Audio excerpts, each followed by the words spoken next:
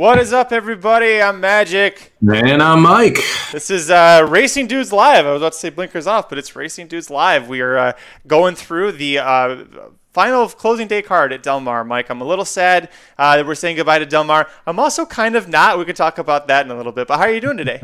I'm doing good, man. It was cool to see Luis Saez just lock up the Saratoga jockey crown. That would have been one of the longer shots on the board. Obviously, he's one of those guys you'd expect to win a lot of races, but for one of the Ortiz brothers not to win it is pretty amazing here. Chad Brown looks like he's got the trainer's title in hand, so fun wrapping up Saratoga here. Excited to wrap up Del Mar as well. I'm ready to move on, man. I'm ready for some new tracks in my life.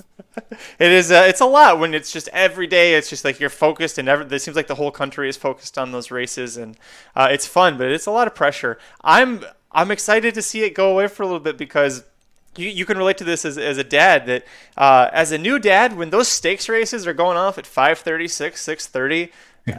That's family time, man. Like, I'm not watching those live. I can't watch. Like, we're doing dinner, we're feeding him, taking care of him, and then that eases into now it's bedtime. You got to take a bath and then bedtime. So it's like 8:30 before I get a chance to look at this stuff. Sometimes 9 o'clock. So. And by that time, it's, everybody else on the East Coast, you guys are long asleep. I can't even imagine what it's like for you guys on the East Coast because it's like 9:30 your time when these are going off. So hopefully Del Mar takes a look at this and they kind of, instead of starting at 2 o'clock every day, maybe 12:30 like a normal track. I mean, I don't mind those 9 o'clock stakes races.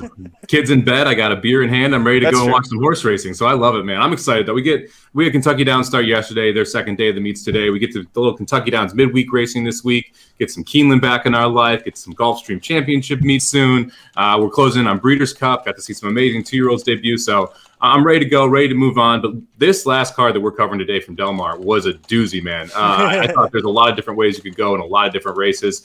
And excited to talk about the feature, too. Some of these 2-year-old races on this day are some of my favorites. We get to see Witt take on High Oak a little bit later. And we've got multiple Bafferts, the Best Pal winner, and a nice little shipper for Ashington we get to talk about on the Del Mar side.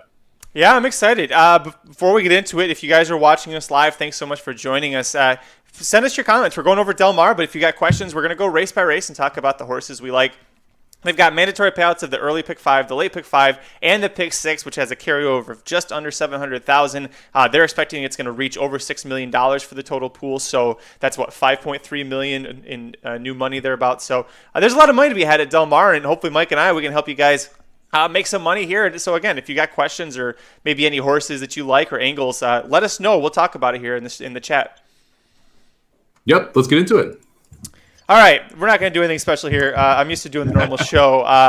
It's weird trying to do this. All right, so race 1 here at Del Mar. It's the start of the early pick 5. You got 7 older males going a 2-turn mile on the dirt. They're in for a $25,000 tag. Favorite right there at the top you see is number 2, Colosi, the number 1 horse scratched. So Colosi is your favorite. He's 6-5. Looks like he's trading right now before they really get going at Del Mar. He's first off the claim for Peter Miller. Flavin Pratt's taking them out. That's the meet winning trainer and jockey already. They're 35% together at the meet. Miller's 36% first off the claim in dirt routes over the last 5 years. I say all of that, Mike, to say if I'm playing an early pick 5, I think I found kind of a free square here with Colosi. Am I wrong? Yes, you're very wrong. I thought this was one of the toughest races on the card. Colosi is 0 for 2 over Del Mar's dirt. 2 for 5 at the distance, so that's definitely a positive. But we're stretching back out here, and man, I have no clue what to do with Colosi here. I think this is one of the tougher horses, and this field is kind of interesting. I mean, I like the 5 Luck of the Draw here, who's getting was claimed 3 consecutive times into a barn here. That's 30% of the meet. Rispoli rides through the claim for the second time. We're getting back to the dirt after being on the turf. So I'm interested in the 5 Luck of the Draw. I thought that the 4-horse Royal Insider has a shot here. There's a ton of speed in this race, including multiple horses stretching out. That could cause trouble for Colosi. And the 7, if you look at Gray Magician, has the best back races. So, this is a horse who's definitely going to be favored in Colosi. But, man, I'm not sure that this is a free square in any way, shape, or form. What do you make of the 8-horse Mississippi? Because it feels like they're trying to get every trick possible to get some of that ship and win money, because now he's in California for the first time, right at the very end of the meet on the last day, trying to get some ship and win money. But so Jessica Pfeiffer's aboard, so there's a 5-pound weight allowance, so she's still a bug. That you're also going in for a lower tag, right? 22.5K, so that you get an extra 2 pounds off. Did that factor into this and make you think this was one of the toughest races to handicap? I mean, it's one of those question mark horses, right? I mean, we get second off a layoff, so you'd expect some improvement off that last race, which is over the turf as well. Adding the blinkers, adding Pfeiffer makes you think that they're going to send this horse. So I'd expect that this horse is going to be part of that early pace as well. And it just, this draws up to one of those races where I could see him stumbling home and somebody just picks up the pieces that you're not expecting. Let's take a look now at the second race here. This is the start of the early pick 4. Sorry if there's a little bit of a lag on the computer there. This one we got field of 10 at maiden juvenile boys. Wow. Going a mile, 2-turn mile on the turf here. You got some interesting ones. A couple European imports. The 6 Percolate from Michael McCarthy is 3-1. The number 2 Picata for Phil D'Amato is 7-2. D'Amato's got another one in here all the way on the outside. Number 10 Classically at 5-1. And it's interesting there. We've got the European imports. 6 of these horses are debuting at a 2-turn mile. So that's something you have to factor into this. I really like Classically a lot, but who really caught your eye here, Mike? I would like Classically more if we weren't hung all the way out in that 10 post. That's a very difficult post to win at when you're going a mile on the Del Mar turf. That first turn comes up pretty quickly, and for a 2-year-old to be able to make out that trip, I mean, obviously you've got Pratt, which is a positive. It can be very, very tough. I liked the 2 quite a bit here. The other D'Amato, 35% with horses first time in North America, 24% first time with the trainer. Rispoli and D'Amato and Del Mar, 35% the last 2 years. All those numbers are very strong. And we're coming out of the best races, which sounds weird, but those races in Europe are significantly stronger than anything anyone faced here in the U.S. So I thought that the 2 horse has a big shot here winning. The horse right to the outside, Il Capitano, was the other horse that I found interesting in this spot. McKinnon, we're going to talk about a little bit later in the feature, or so there's the turf feature here, going a mile on the turf. And this horse was only a length and a half back there. We should have a fairly easy lead again. Air Force Blue is one of those kind of mile type horses. From a sire perspective, we're taking the blinkers off to try and help hold the speed a little bit better. And you don't really know if there's any speed in this race. I can tell you the Euros don't have any speed or much speed. Right. You know the one lookout point isn't going to go. That means that the 3 could have a loose lead, and a loose lead going a mile at Del Mar is awfully, awfully dangerous. So for me, the 2 and the 3 were the 2 you had to have here. I think one horse I want to watch out of this, and I know for sure I'm going to watch and not play, but look for at least to see what kind of happens, is the number 7 Honor Award. Is a 12-1 price, but this is an extremely well-bred horse, son of Medaglia d'Oro, out of a Warfront mare that was really good for the Y Gods. Is this a homebred?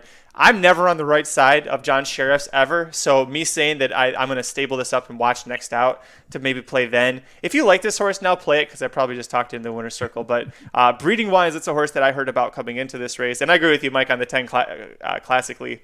It's a very tough spot. If this horse was maybe 7-6 even, I think this would be a really, really strong play there. But a lot of fun horses there. 2 years old, going a mile on the turf. They tried to get 14 horses in here, so it's be a fun race, I think.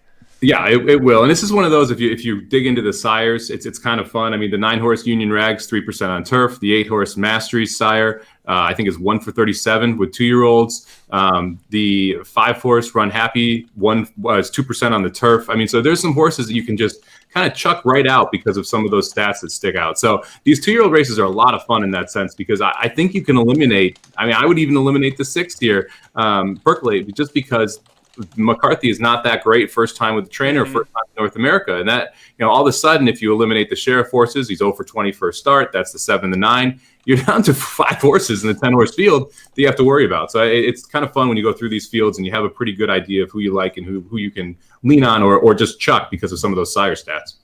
We're going to keep the maiden parade going, but it's not as exciting. Field race 3 has got 8 maidens, 3 and up. They're going a 2-turn mile on the dirt. When you get to this point of the year and they're older maidens, they're probably not going to see too many Breeders' Cup horses coming out of this race. But it's interesting. This is the race that I want to go probably the deepest in for my pick 5, especially because if I'm going to single Colosi in the opener. You got 2 horses in this race that just lost their balls. 3 of them are adding blinkers. The favorite 7, Barbed Wire, at 5-2, is adding blinkers. He's also returning to dirt after hitting the board in a pair of local turf routes. But I want to know, is that a good favorite or a bad favorite here?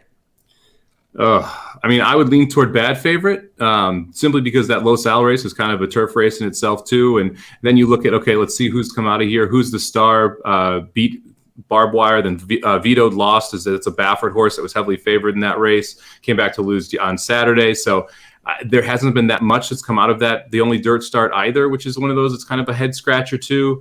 And this race, like you said, it's just a really interesting race. I mean, you have AP Farrow, the 2-horse, who just got gelded, adds blinkers for Peter Miller, and this is a $300,000 son of American Pharaoh out of an AP Indy mare. Like, this is a really well-bred horse that just never kind of put it together.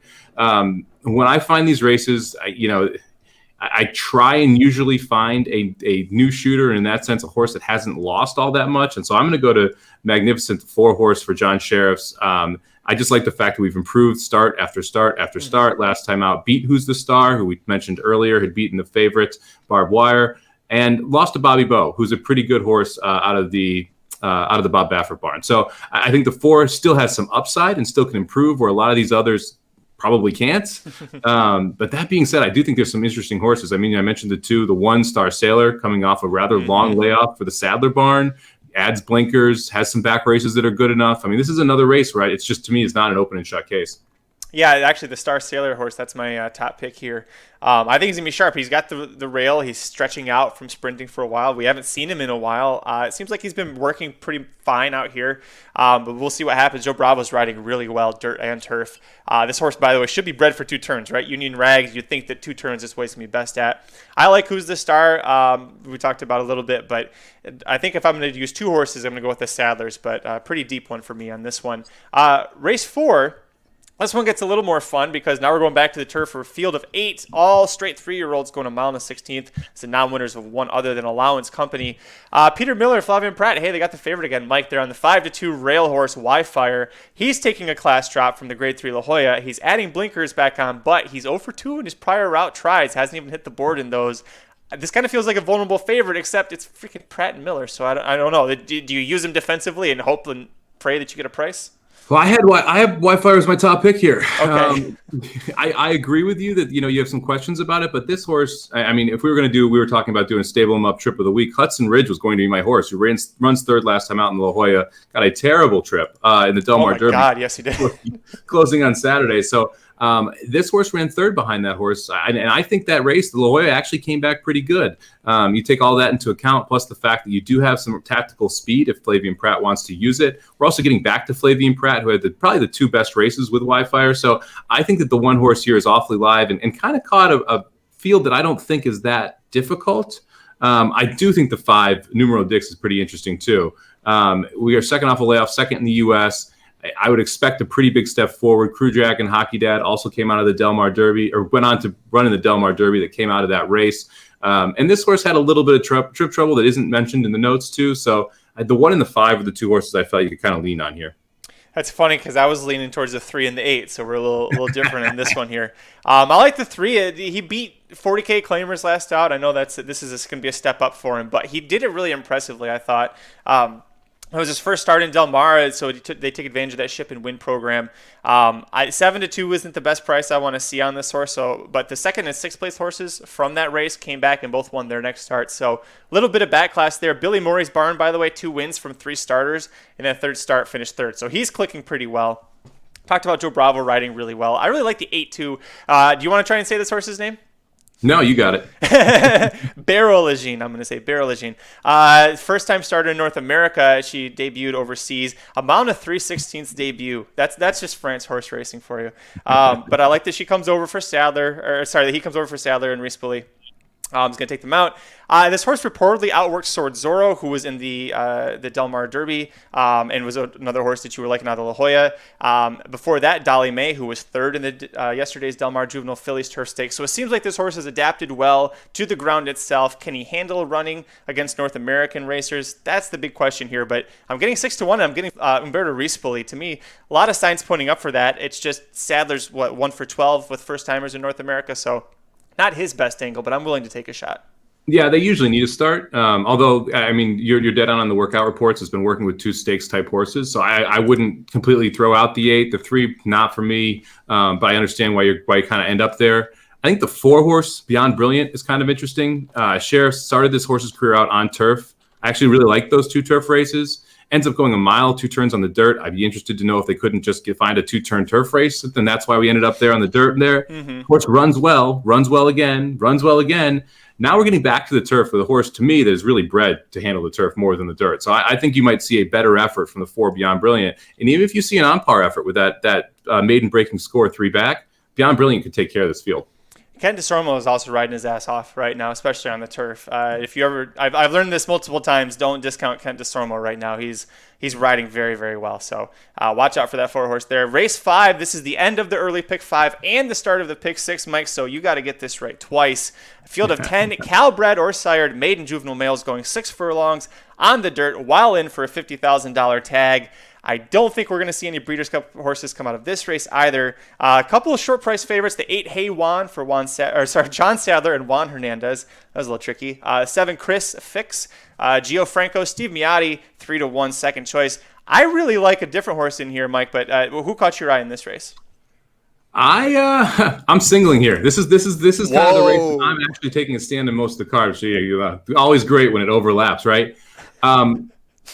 I called out this horse on Saturday on the Equinage show. I love Joker Boy, who won the stakes on Saturday for 2-year-olds. Hey Juan, man, that race is a lot better than it looks on paper. We're dropping down. The fact that Joker Boy was the horse that caught it. Moose Mitchell was also in that race, the horse that ran 4th. I talked about how good that race was. It looks freaking terrible when you actually look at it. But when you dive into it and you go, okay, let's see how these horses have done when they run back. And this is something I talk about quite a bit. You've got now Joker Boy, who the winner, won next out. The 5th place finisher, Gold Rush Candy, won next out. Moose Mitchell, 2nd time next out. The 2nd place finisher ran 4th next out. And the last place finisher ran 3rd next out. So that race has been wildly productive. I'm going to go ahead and hang my hat on a horse that's 5-2 in the morning line here at the lowest level we're going to see all day on the claiming side, because, look, the 8 is coming out of a live race, and Joker Boy proved that against a much better field. Mm-hmm. I think the 8 here, Hey Juan, gets the job done. Well, I actually have trip notes on that one, that race too, in his debut. Sped to lead, opened up on strong pace, hit a wall in the final furlong, finished ahead of the 1-2 favorite who won next out. That's Hey Juan. So, this is a horse that I put in notes in here personally to say play this horse next out. I love him. Not my top pick. I do think that he's one that you want to use, and if you're going to single, you're going to be sweating hard in this one. But if you're alive in the pick 5 and you want to start your pick 6 out right, and you're single both of those, it's a good one. Take a look at the 1. I'm not going to try and say his name. Summonus, maybe? Well, we'll say Summonus because I don't want to say the other one. This is a Calbred who debuted at Gulfstream Park. Why do you debut a Calbred at Gulfstream Park if you're Peter Miller? Unless you kind of want to take advantage of the Ship and Win program. He put this horse at Gulfstream. Now we can bring him to California. He gets Ship and Win, plus it's Calbred, so all the perks that are involved with that. The horse had no business being over there, but now he sends him here. Doesn't do a major class drop. He went from Open 50 to State Bred 50.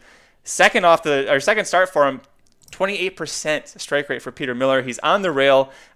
This horse might be total trash, but the fact that Peter Miller's being really sneaky about what he does with this horse and where he places him, I think this horse might be a little bit live here. Yeah, you go ahead. Good luck. Okay, here's the thing. Peter Miller, the last 2 days, has made me say I would not have gotten to that horse unless I went very deep or hit the all button. Yeah, I agree with you. Yeah, this is his one today. He does it every day.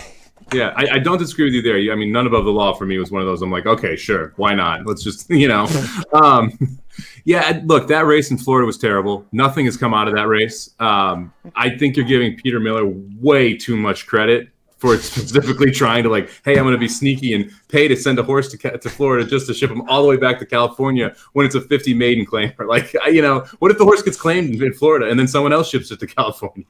But he doesn't have to fucking worry about it. But there's just so many things that could go wrong with that plan. I think you're overthinking the room here.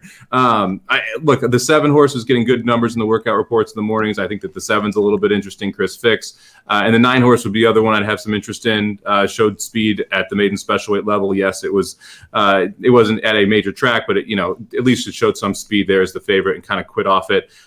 I just don't see anyone having look, we went 21-4 last time and made the lead 46-1. I think if you see this horse, if you see Hey Juan go 21-4 again, if he's able to go 22 and change, he's wildly dangerous up front. I think he'll be able to do that. Well, if you're alive in the pick 6 or you want to start the late pick 5, let's head over to the next race here. Race 6, 12 fillies and mares, 3 and up, sprinting 5 furlongs on the turf. Good luck handicapping this one. Mike, inside speed's been pretty good on the Del Mar turf in these turf sprints, which if you're looking for a price bodes well. 8-1 on the rail, then 15-1, 20-1, and 12-1 for posts 2 through 4. This was a pretty fun one to look at and go through. Who'd you go with on top?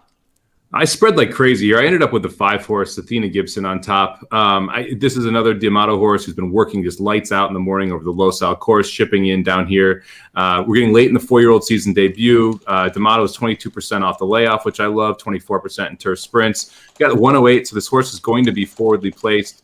I think that the 5-horse has a big shot here. To me, the other horse they kind of have to use is New Pi Lambda, the 10-horse, all the way on the outside. Love the effort last time out over Anna Fantastic was the horse that beat this. Anna Fantastic's a pretty good horse over there in California.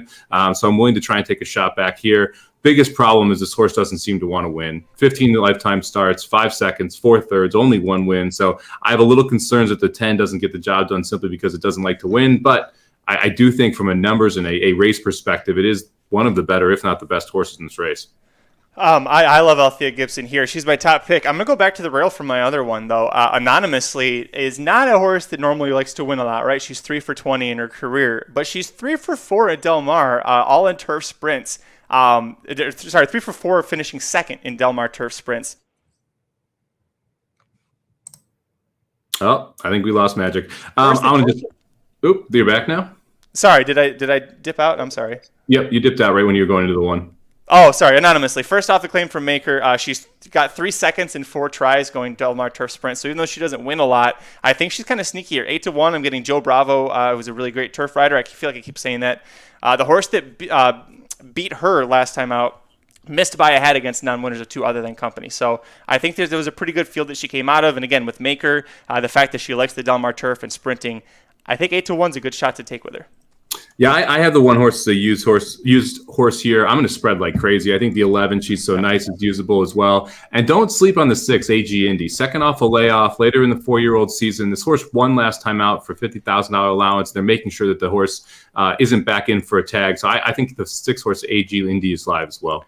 Hey, and listen, Umberto Rispoli and Doug O'Neill, when there's 2 O'Neills in there and Rispoli's on the higher priced one, you've been pretty good about that lately. So it's a good look for you there. Let's take a look now. Race 7 at Del Mar. Mike, we're going to go back to the dirt as non-winners of one other than the, favorite is going to be, boy, we got lots of scratches here. Leading scorer was your favorite. Laurel River, the 7 for Bob Baffert, Flavin Pratt. This is a 3-year-old facing some older horses, but nobody really here that should scare you a whole lot, and Laurel River has been reportedly working lights out here. I think if I want a single, at least to get into the late pick 4, this could be a good spot here. Yeah, I think that the 7 is definitely one you have to use. I think the 3 is actually really interesting too. There's quite a bit of pace in this race. We're getting second off the 4-year-old layoff, something I've said the last 3 races now. But if you also look at Divine Honor, last time out faced Ginobili, who just ran away from the field and then came back to win a grade 1. So you kind of draw a line through that and say, hey, this is a better effort than it looks on paper. Yeah, we lost by 11 lengths, but the 1 horse beat it by a length and a quarter, beat the rest of that field, and that was a decent field there. So I think Divine Honor, second off the layoff, could run back pretty big. But yeah, I agree with you, man. Laurel River looks tough here. The way that she loses is if an absolute pace duel develops here, and you do have 3 or 4 horses that want to go. So I wouldn't be shocked if it happens, but Laurel River should go off at a pretty short price. Short price and into mischief out of an Empire Maker mare, even though Laurel River hasn't tried to tackle beyond 6.5 furlongs. The breeding says he should handle it. And again, nobody here that should really scare you a whole lot. Divine Armor will probably come running late. If there is a pace meltdown, like you're saying, I think that's the horse that picks up the pieces. But this is Laurel River's horse to lose, I believe, especially with leading score being a Bob Baffert horse and being the one that was the favorite that is now scratched out. To me, that's just Baffert saying, here I come. Got a winner on the closing day. Race 8, a race Bob Baffert won't have a winner in, is the Del Mar Juvenile Turf Stakes. Del Mar Juvenile Turf Stakes, yeah, that's right. The Juvenile Fillies was yesterday. Optimizing is 3-1. The 5 McKinnon is also 3-1. Fun race here, fun horses to go through. Silver Surfer on the rail, your 5-2 favorite. Any horses caught your eye? You know, I didn't think many of the Americans were very good when I went through this field. That was kind of my first takeaway. So I'm going to go with the rail horse and Silver Surfer here. Again, whenever D'Amato brings a horse in from overseas, he's awfully tough, 35%. You mentioned how well Bravo has been riding. I don't think that stops here. So the 1 horse is the horse that I think has the most likely shot at winning. A little bit of a sneaky price, I think, is the 3 here. McGowan Rim. If you look at the horse's last race, a ton of trouble. I mean, it had trouble early, had trouble late, got steadied. The eventual winner got taken down because of the trouble. And it was all when this horse was trying to make its run. Still ends up with a 41 buyer, still runs fourth in that race. Now you get the upgrade to Flavin Pratt. Second start, should see some improvement there as well. And there's just not a bunch of world beaters in here. So to me, the 1 and the 3 were the 2 horses I felt like you really had to use. Yeah, I definitely like the 1. I also I like McKinnon, but not in love with what the price is going to be with this spot. I know Doug O'Neill was thinking that this is going to be a horse that he could send possibly to the Breeders' Cup if he developed well. So, with the Breeders' Cup being held at Del Mar over this course and distance, if the winner looks really impressive, maybe a horse you consider for the Breeders' Cup. The 8 Optimizing is an interesting horse, but not first off the layoff, not first time North America for Michael McCarthy. Love that guy, but it just doesn't feel like the spot to play him. Now, Mike, if he finishes second, maybe we consider him moving forward, or if he looks pretty good. But you can't play Optimizing here, at least at that short of a price.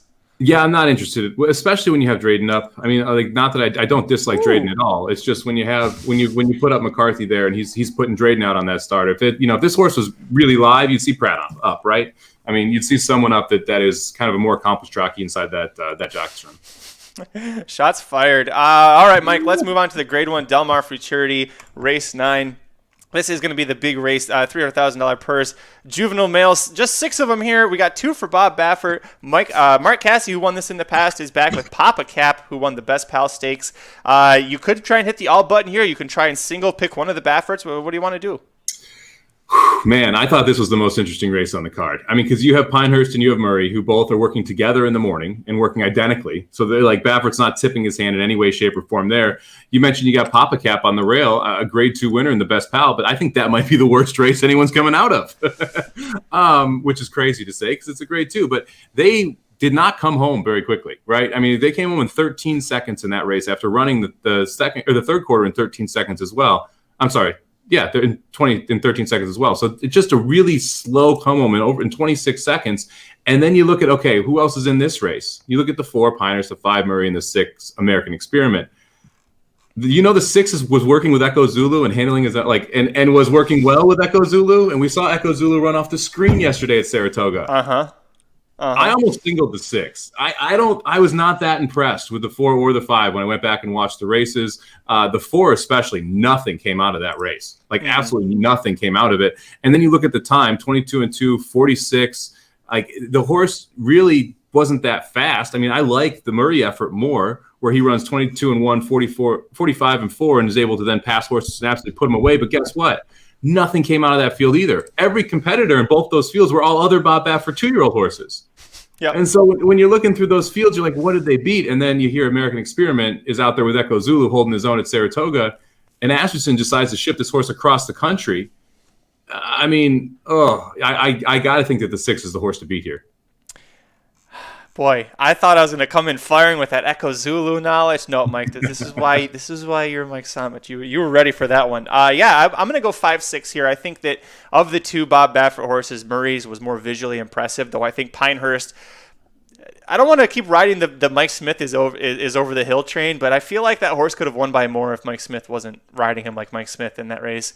I think they're both talented colts, but if he can handle the footing, if he can handle the shipping, American Experiment's really great. I know Aaron was considering this horse as a 2, 3, 4 position for being in Saratoga, and then Asmussen decided to ship him instead. So this can be a real fun one. If you were still alive in the pick 6, the late pick 5, or the pick 4, anything, you get to race 10. Congratulations. $50K starter allowance going to Turf Mile. At least they're not New York breds here, Mike. But this is an interesting race, a pretty deep field. We got 10 betting options. Algeria with Flavin Pratt on the favorite is the 9 horse at 7-2. General Mathis, that nice Ohio bred, coming in for Kristen Mulhall. Plenty of options. Anybody in particular that you like? I kind of went to the rail here. I like the 1 horse. We talked about how Michael McCarthy isn't that great first time North America. He's pretty darn good first off the layoff, 23% on 180-plus days. You get Rispoli, who rode this horse to a victory last time out in the maiden claimer level. We're stepping up. There's quite a bit of pace in here. I think it could set up well for the 1 horse who's going to be coming from a little bit off it. I also like the fact that we've won over the track. The other horse that's kind of interesting to me here is the 4 horse, Mai Tai, who's 8-1 on the morning line. This horse gets claimed out of the Baltus barn, first time North America, for $40,000. They move it up to $50,000. The horse has trouble. The horse has to check late. Ends up getting DQ'd out of its I believe it was third place and put back into fifth, or out of fifth and put into sixth. Mm-hmm. But the big thing here is that we're now going to protect the horse. So you claim, you step up, and then you protect. They believe that horse should have probably won that race if it had gotten a clean trip. And now the connections want to make sure they get into a $50,000 allowance versus letting that horse get fought because they think the talent has now been shown.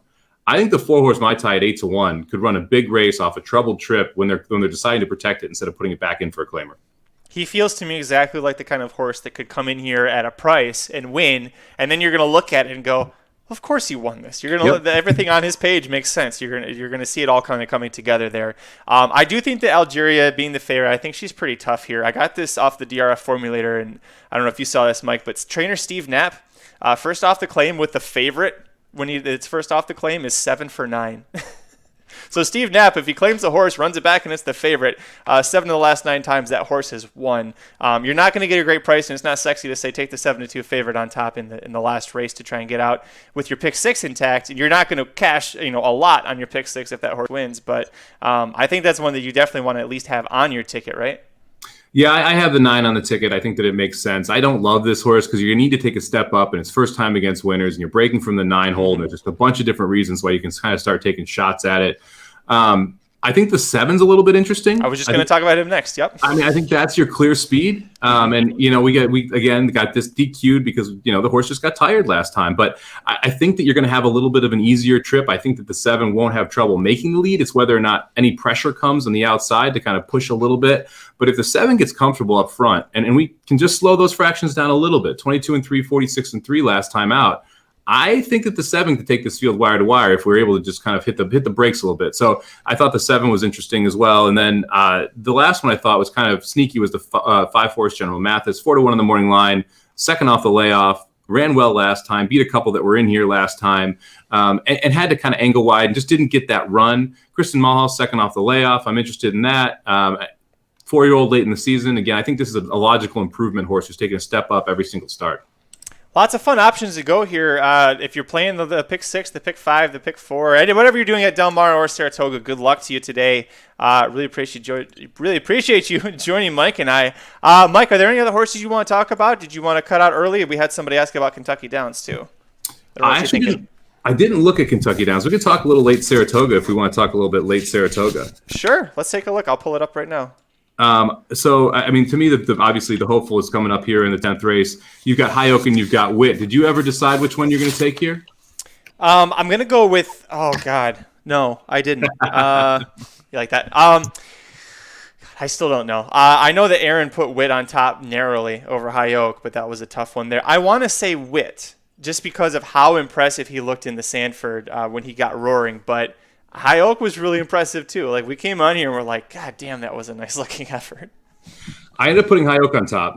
Okay. Simply because I'm afraid Wick might not break for the 3rd straight race, and That's the waters big one, yep. The waters are deeper today. We'll just put it that way. I mean, this is Witt looked wildly impressive in both starts, but didn't beat that much today. You've got a couple horses I think are very good. I think the 3 horse is a little sneaky. I think Asmussen might have a day on both coasts, and Gunite. He set that crazy pace against High Oak, went 21 and change, 44 and change. I don't think he's going to have to go that fast. And if he gets comfortable and gets a little bit loose, I think the 3 has a shot at taking the field gate to wire at 8-1. I think he's really great too. Asmussen has said that, and you can see by the Beyer speed figures that he gets better with distance. And he said after he broke the maiden and was going to the Saratoga Special that he thought that extra half furlong will keep going. He's like, we just want to keep going and keep stretching this horse out. It's crazy to me. This is gonna be his 5th start though. You don't see too many 5-start horses come in and win the hopeful. At least not in this day and age. But Asmussen, remember when did he sweep it with the top 3 picks a couple years ago? Do you remember that? Yeah, it was 2 years ago. It was a 5-horse field, though. So let's not, It was an easier spot. I think Answer In was one of them. The Zayats had a really big horse that freaked. I remember everybody lost it when that. And the horse that changed his name finished 3rd. Noose Scabbard. Yeah, there it is. Eddie Keneally. Yeah, who ran back at Del Mar on Saturday. Hey Slim, how's Scabbard doing? Oh man. Sorry, we'll get back to it. The 10 power agenda is interesting too because it's a Todd Pletcher horse that Irad Ortiz Jr. rode in his debut, and he won. It was he had to fight for it, but it was nice to see a 2-year-old have that kind of fight and grit and determination. Now he's drawn way outside. He gets Manny Franco. Ortiz is going to ride Witt instead, so he's tipped his hand who he thinks might be better. But 10-1 on Power Agenda, that seems a little too high for me. I feel like I want to at least mix him into my exotics at that price. Yeah, it does. It does seem up there. I mean, I was surprised that you get 10-1. We'll see what you end up actually going off at too. I think you might get a little bit better of a price. The difference is at 6, he was kind of getting caught, and again, they were slowing down in that race with 13-1 for that final quarter. So, or final furlong. So that might be trouble there. I think you gotta at least mention the 2-horse Defend too. I think this is kind of the wild card of the race. Defend's coming out of a race that we really don't know much about at Delaware, where the horse won for fun. I mean, absolutely for fun. And you got to think that that Lynch isn't sending this horse here to lose. You get Sai as the leading rider. This could be another one of the pace presents, but you don't know how fast this horse is because it wasn't really ever pressed at Delaware. I'm sorry. So it's going to be awfully interesting to see kind of what happens here. I'm excited because I think you're probably going to get your favorite in the Breeders' Cup. You're going to see him today on one of the 2 coasts. I'm expecting it to come from Saratoga, but I think it's going to be exciting to see both these races for 2-year-old colts go off. So how does High Oak end up losing this? It's just if Gunite goes off on a loose lead, is that what happens? You think he just isn't able to reel him in? I think High Oak loses if he's not as good as what he showed last time out. I mean, that's one of those efforts where it's just like, wow, that was unbelievable. And that early pace, I think the 21-4, 44-4 set it up so that he looked better than he may have been. I know that he was rather close to it. He was, about a length in the third quarter off, but I don't think anyone behind him was running on, right? I think that is really the key, that it not only the juice was taken out of the rest of the field, right? I think that's why you see Gunite hold on for second, is because the rest of the field was run off their toes. And so the question is, can High Oak repeat that effort? And, that was a monster step forward. We talked about High Oak. You picked High Oak on the show when we did it. He was 11-1 in that spot off a 57 buyer and comes back with a 90-something buyer. It's like replicating that is much more difficult than replicating what Witt has done so far in his career. Well, and to that point, Echo Zulu, we saw she gets a 90 buyer for winning the Spinaway Stakes yesterday, and it was a regression from her debut because she had a 93. When you see with these juveniles pop with such a huge number, it's so hard for them to replicate that because you have to have the exact circumstances and the exact trip, and everything has to line up. A big reason that I liked High Oak is because I thought his 57 was too low of a buyer compared to how he had run in that race. He was the only one that came closing, really. And you saw what happened when he got that pace benefit. But 5-2, I mean, this is your classic wedding and funeral, Mike, right? He was 10-1 in the Saratoga Special. He's 5-2 second choice here. You're facing a better field, right? Mm-hmm. So, I mean, I think that definitely is a great analogy there. It's just, this is a tougher spot. You're getting a worse price, maybe the best horse, but it's tough to swallow that if you're betting win. We got 18 minutes to post to the race 8 here, and this is a maiden special weight on the turf for juvenile fillies going to mile on the 16th. You want to look at this real quick? Sure. We'll take it to Saratoga because I really think the 2 consumer spending could be something special here. Flavin Pratt rode her in her debut. She came rallying from last. Wasn't the sharpest out of the break, but looked like a Chad Brown horse, and she really came flying. You gotta like that angle. Chad Brown is 23 for 73 with second time starting 2-year-olds, so a good angle to go with here. But she is 5-2, so I know we're trying to give out a price. Is there anyone price wise that you like? Well, let me start with the 2. The 2 horse was working last time with McCulloch, which is something that you don't see from Chad Brown often. That's one of his maiden special weight winners. She won on debut. Rarely does he have a winner work with a non-winner. So generally, because he's got so many horses in his barn, he'll work non-winners with non-winners. So just the fact that the 2 consumer spending was working with that horse makes it interesting.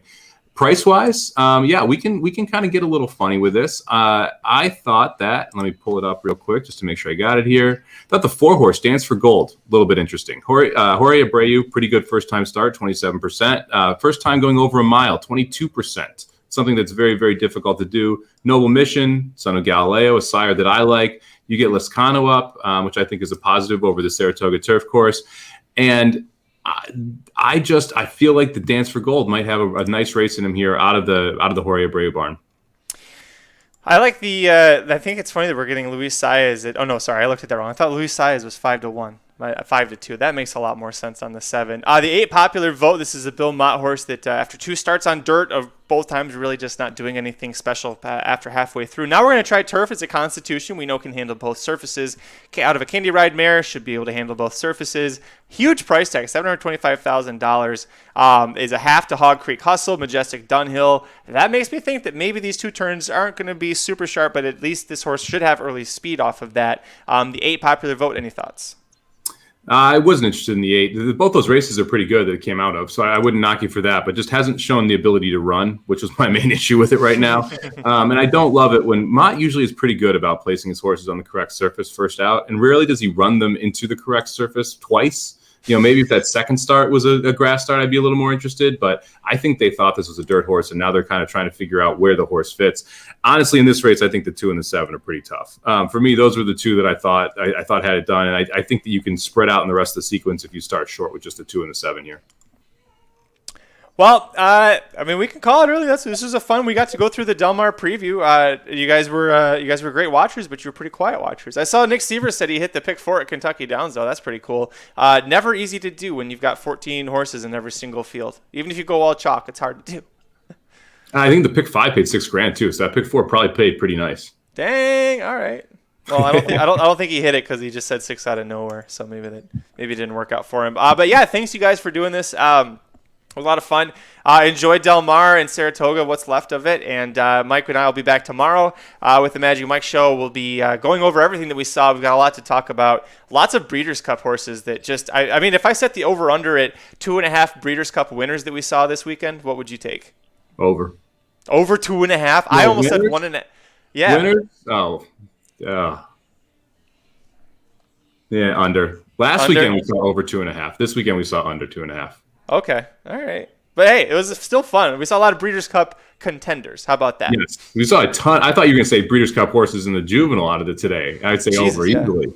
But yeah, no, I think it's let's get another Choose 34 one to feature. I don't want to fucking talk about that. I can't believe that. Okay, can I tell you, I went 4 for 6 on the pick 6 at Del Mar yesterday, playing a straight 20-cent ticket. I was pretty happy with that one. You should have played the pick 5 and spread a little. I won a bet early in the card. It gave me $7. I was just dicking around, throwing a little bit of money around. And so I turned $5 into $12. And I was like, okay, well, I got $7 to play with. I kept churning it back in and out, that same $7 through the whole card. And I had that 20 cents that was just, I had 23 cents extra. So I put the 20 cents in for that pick 6 to see if it worked. I went 4 for 6. I was kind of proud of that. So close. But I definitely would not have gotten the 34-1 maiden. That was. Yeah. I don't understand that one. That one was crazy. Anyways, thanks so much, guys. We'll get out of here. Enjoy the show. Enjoy Del Mar. Enjoy Saratoga. We'll be back on Tuesday. And good luck to us.